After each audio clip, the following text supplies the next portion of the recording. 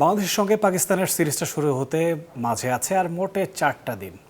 এর মধ্যে একটা প্রস্তুতি ম্যাচ বাংলাদেশ জাতীয় দল খেলবে বিসিএল এর অল স্টার টিমের সঙ্গে। সেই অল স্টার টিমের 15 জনের স্কোয়াডটা প্রকাশিত হয়েছে। সেই টিমটার ক্যাপ্টেন্সি করবেন আকবর আলী, যিনি কিনা বাংলাদেশকে আন্ডার-19 ওয়ার্ল্ড কাপ জিতিয়েছিলেন 2020 সালে। আকবরের কেমন গেছে এবারের বিসিএলটা? সব মিলিয়ে 4টা ইনিংসে ব্যাট করতে পেরেছেন, 152 রান তিনি করেছেন, 50.67 তার গড়, 111 স্ট্রাইক রেট। হ্যাঁ, প্রথম ম্যাচটাই তিনি সেঞ্চুরি করেছিলেন, তারপরে অবশ্য তার ব্যাটে সেভাবে করে রানের দেখা মেলেনি, তবে আকবরের সেই ক্যালিবারটা আছে এবং as a captain he is fantastic. পরের যে নামটা আছে খুবই সহজাত, নাঈম শেখ। তিনি টুর্নামেন্টের লিডিং রান স্কোরার, 4 ম্যাচে 240 রান করেছেন, 60 গড়, 57.59 তার স্ট্রাইক রেট এবং ইমপ্রেসিভ তিনটা হাফ সেঞ্চুরি এবারের আসরে তার আছে।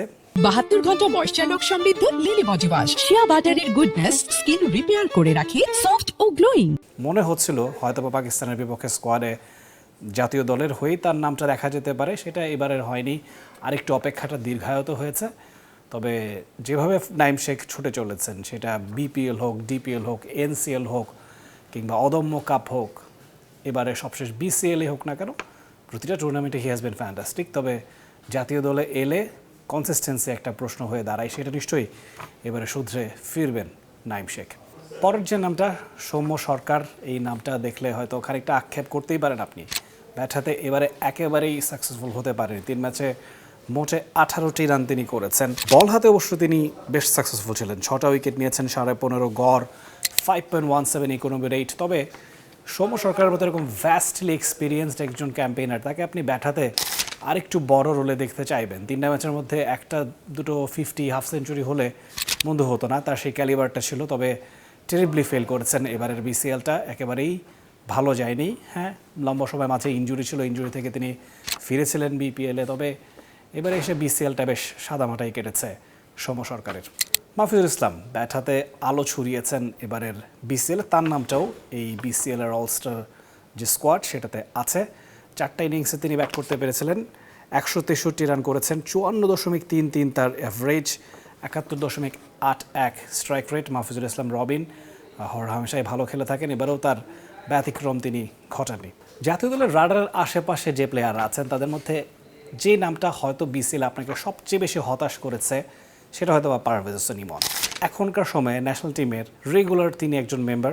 লিমিটেড ওভার ফরম্যাটের কথা যখন আসে, ওয়ানডে বা টি20, তার যে হিটিং ক্যাপাবিলিটি সেটা নিয়ে কোনো ডাউট নেই। একের পর এক বিধ্বংসী ইনিংস তিনি খেলতে পারেন, তার শর্টসের রেঞ্জও হাতে অজস্র আছে। তবে এবারের বিসিএলটা একেবারেই ভালো কাটেনি তার। 3 ম্যাচে 66 রান তিনি করেছেন, 22 তার গড়, 97.06 তার স্ট্রাইক রেট ছিল। তবে সব কিছু মিলিয়ে পারভেজ হোসেন ইমনের কাছ থেকে প্রত্যাশাটা দর্শকদের আরও অনেকখানি বেশি। অন্যদিকে মাহিদুল ইসলাম অঙ্কন, যিনি কিনা সেন্ট্রাল জোনের হয়ে খেলেছেন, যেই টিমটা হয়েছে চ্যাম্পিয়ন, সেই টিমে 4টা ইনিংসে তিনি ব্যাট করেছেন, 124 রান তিনি করতে পেরেছিলেন, 31 তার গড় এবং 84.93 স্ট্রাইক রেট।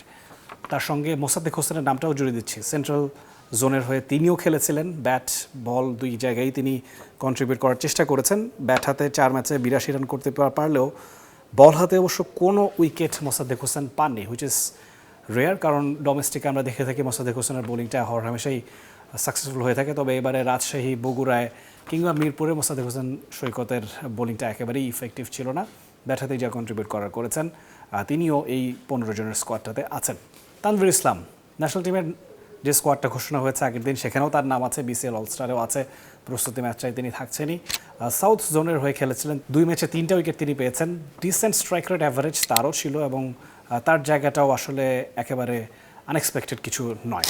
এবং সবচেয়ে অবভিয়াস যে নামটা, রিপন মণ্ডল, যার নামটা হয়তো আপনি ন্যাশনাল টিমের স্কোয়াডটাতেও দেখতে চাইতেন। 4টা ম্যাচ তিনি খেলেছেন, 9টা উইকেট তিনি ঝুলিতে পড়েছেন। একদম রিশাদ হোসেন, যিনি কিনা লিডিং উইকেট টেকার, তারপরেই তার নামটা এসছে। 24.63 তার বোলিং গড়, 5.55 ইকোনমি রেট।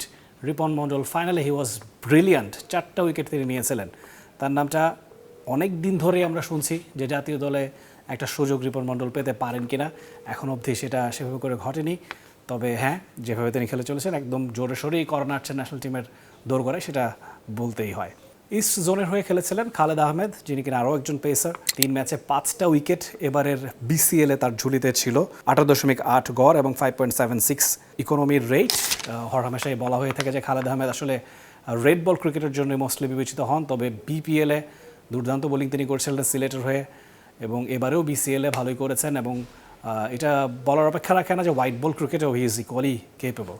নর্থ জোনের হয়ে খেলেছিলেন আব্দুল গাফফার সাকলাইন। 2টো ম্যাচে খেলবার সুযোগ হয়েছিল তার, ব্যাট হাতে খুব একটা ভালো কিছু করতে পারেনি। বল হাতে 1টা উইকেটে পেয়েছিলেন। 96 তার গড়, 7.58 তার ইকোনমির রেট। এবং আব্দুল গাফফার সাকলাইন বিপিএলে বেশ ভালো পারফর্ম করেছিলেন বেশ কয়েকটা ম্যাচেই। এবারের বিসিএলটা অবশ্য নামের প্রতি সেভাবে করে সুবিচারটা করতে পারেনি আব্দুল গাফফার সাকলাইন। অন্যদিকে আরেক ইয়াংস্টার রবিউল হক, তিনি ভালো খেলেছেন। 3 ম্যাচে 60 রান করেছেন। 2টো ইনিংসে সম্ভবত ব্যাট করার সুযোগ পেয়েছিলেন। 30 তার গড়, বল হাতে 3টা উইকেট তিনি পেয়েছিলেন। 40 গড়, economy rate 4.53, which was impressive as a pacer. এরপরের যে 2টো নাম, সেই 2টোর নাম হয়তো বা এবারের আসরে আলাদাভাবে নিজেদেরকে চিনিয়েছেন। একজন জিশান আলম, মাত্র 2টো ম্যাচে খেলবার সুযোগ পেয়েছিলেন সেন্ট্রাল জোনের হয়ে তিনি খেলেছেন। এর মধ্যেই 127 রানের ব্রিলিয়ান্ট একটা ইনিংস তিনি খেলেছেন। একদম টি-20 সুলভ মেজাজে তিনি খেলে থাকেন। 2টো ম্যাচে 141 রান করতে পেরেছিলেন। 70.50 তার অ্যাভারেজ, 128.18 তার স্ট্রাইক রেট। ফাইনালে অবশ্য সেভাবে করে ব্যাট হাতে সাকসেসফুল হতে পারেনি, মোটে 11 রান করে ফিরে গিয়েছিলেন। কনসিস্টেন্সি একটা ব্যাপার, জিশান আলম সেই জায়গায় যদি আরেকটু কাজ করতে পারেন তাহলে হয়তোবা সুযোগ তারও মিলতে পারে। এই একটা ব্যাপারে হয়তোবা আক্ষেপ তার থাকতে পারে। সময় সময় ব্রিলিয়ান্ট নক তিনি করে থাকেন, তবে ধারাবাহিকতাটা থাকে না, যে কারণেই এবারের বিপিএল আসরেও কিন্তু আসলে তাকে খেলতে দেখা যায়নি। এটা খানিকটা আক্ষেপের, হতাশার। তবে যেই সেঞ্চুরিটা তিনি করেছেন সেটা নিশ্চয়ই জিশান আলমকে বুস্ট আপ করবে। এবং আরেকটা নাম যার কথা বলতে যাচ্ছিলাম, নাইম হাসান। তাকে আমরা জানি টেস্টের বোলার হিসেবে, তবে এবারে যেইভাবে তিনি বল করেছেন, যে ইকোনমি রেট তিনি বজায় রেখেছেন, সেটা চোখে পড়বার মতো। 3টা ম্যাচ খেলেছেন, একটা হাফ সেঞ্চুরি ব্যাট হাতে তার ছিল। 96 রান তার এসছে, 82.05 তার স্ট্রাইক রেট। সেই সঙ্গে 6টা উইকেট তিনি ঝুলিতে পড়েছেন, 18.5 বোলিং গড় এবং 3.70 ইকোনমি রেটে, হুইচ ওয়াজ ভেরি ইন্টারেস্টিং। এবং লিমিটেড ওভার ক্রিকেটে এখনকার জমানায় এই ধরনের ইকোনমি রেট একেবারেই চোখে পড়ে না বললেই হয়। এবং নাইম হাসান সেটা করে দেখিয়েছেন। এবং ন্যাশনাল টিমের বেশ কিছু প্লেয়ার এই অলস্টার টিমটাতেও আছে, বেশ কিছু মিল আছে। বলা যায় যে প্র্যাকটিস ম্যাচটার সুবিধার জন্যই এভাবে করে স্কোয়াডটা ঘোষণা করা হয়েছে। এবং পাকিস্তানের বিপক্ষে অলরেডি কিন্তু ন্যাশনাল টিম প্রস্তুতি শুরু করে দিয়েছে। ইন্টারন্যাশনাল ক্রিকেটে একটা লম্বা গ্যাপ পড়ে গিয়েছে ন্যাশনাল টিমের।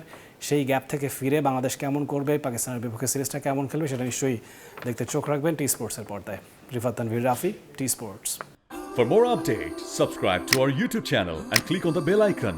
Follow us on Facebook and Instagram.